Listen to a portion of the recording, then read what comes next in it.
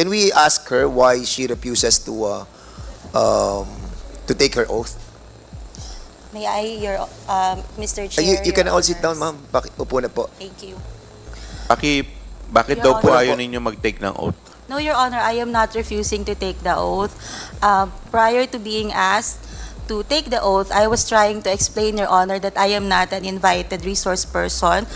Second, that I have only been asked now to explain why there was no receipt for subpoena for the persons who are not present here. That is what I am trying to say, Your Honors, respectfully. I just wanted to explain that as part of the Legal Affairs Division of the office, I wanted to explain why we did not receive.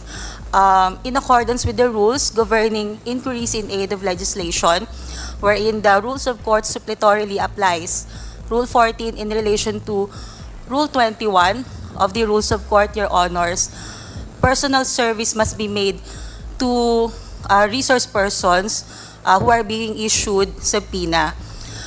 With that, Your Honor, they being not present in the office at that time, no person can receive on their behalf, and hence, there will be no proper service. Respectfully, Your Honors.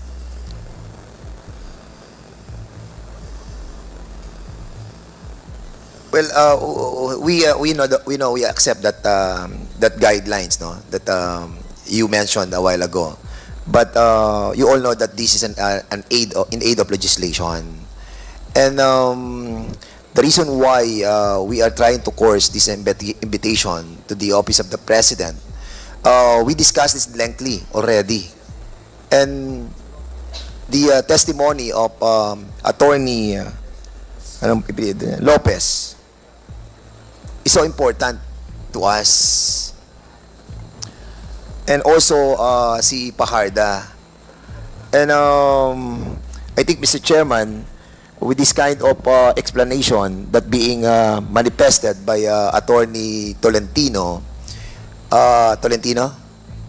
as much as we accept that that premise of her, but somehow we are all guided with moral decency, no? That somehow, sana Mr. Chairman, umattend naman po sila dito kahit na sabihin po natin that yun nga po,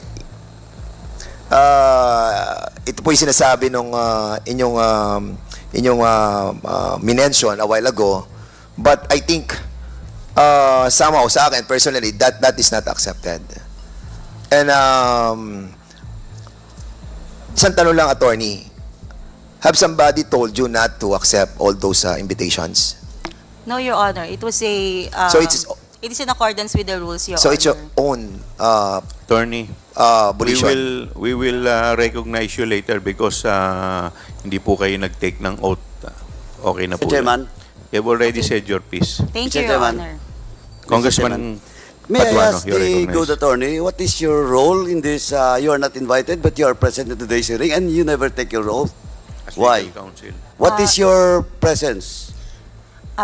Mr. Chair, Your Honor, I am the Chief of Legal Affairs of the Office of the Vice President. So, I am here to represent the institution, Your Honor. so you are here to represent the institution. You should, before talking, you should take your oath.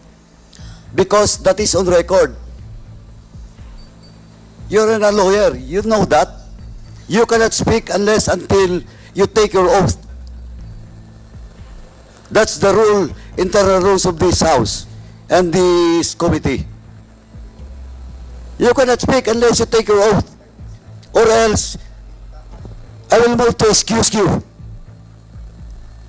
in this room. Your Honor, if I may, Mr. Chair. Point of order, Mr. Chair.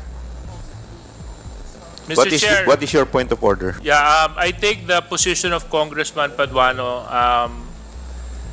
I really don't know why she's here. Has she forwarded any explanation written as to her attendance? Hindi, Mr. Comsec. Chairman, No, Mr. Chairman, Mr. Chairman. Mr. Chairman, a while ago, she was trying to tell us that she is the representative of the Office of the Vice President. And if you are the representative of the Vice President, you have this reason to take your oath as well. No, but, yeah, but other than that, Mr. Chair, before we can even proceed to asking her to take her oath, has she communicated officially to the committee that she is indeed representing the office of the Vice President? Is there any letter that whereby Attorney Tolentino is given authority to represent the office of the Vice President, Comsec? None, Your Honor. Did you submit your authority? If I may, Your Honor, respectfully. Yes, please. Mr. Chair, can we just call for a 5-minute suspension? Kausapin muna natin kung ano ba talaga kasi 5-minute suspension is Mr. declared by the chair. Mr. Chairman. Congressman Paduano. Thank you, Chairman. Anyway, Mr. Chairman, first and foremost, since the good lawyer has no written authority coming from the Vice President, second is that she never take her oath. So, Mr. Chairman, first, I move that we strike out all, on record, all the statement being made by the good attorney. Seconded. There's a motion raised by Congressman Paduano, duly seconded. Is there any objection? Hearing none, the motion is carried. And second, Mr. Chairman, I move that we excuse the good lady attorney in this room and to request the SAA to escort the good attorney outside of this room. So move, Mr. Chairman. Seconded. There's a motion to excuse the good attorney from this room, which is duly seconded. Is there any objection? Hearing none, the motion is carried. Mr. Chair, if I may respectfully request... You're not, you're out of order. You're not recognized. Mo, Chair, para hindi siya makapagsalita. being Suspend mo. 1 minute.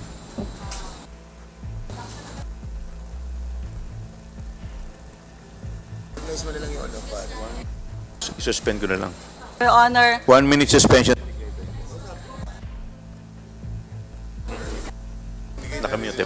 Paki-excuse na lang po yung paki-excuse na lang po muna yung ating abogado.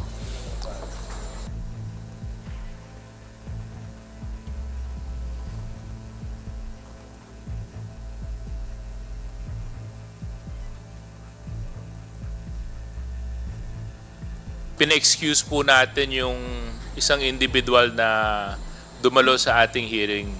Baka po kasi magkaroon ng misunderstanding why she was excused from our hearing. Number one, she was not invited to attend today's hearing.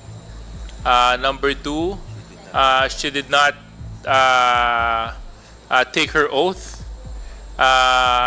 So we don't even know the personalities and the circumstances to why she is here.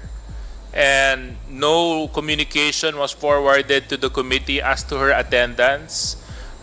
For all we know, she can be somebody posing for somebody, and the committee cannot act on mere presentation without proper representation to the said committee, Mr. Chair. So para lang po maunawaan ng lahat kung bakit po natin pinakiusapan na ma-excuse yung isang individual na nagpakilala na Attorney Tolentino. Yun lang po, Mr. Chair.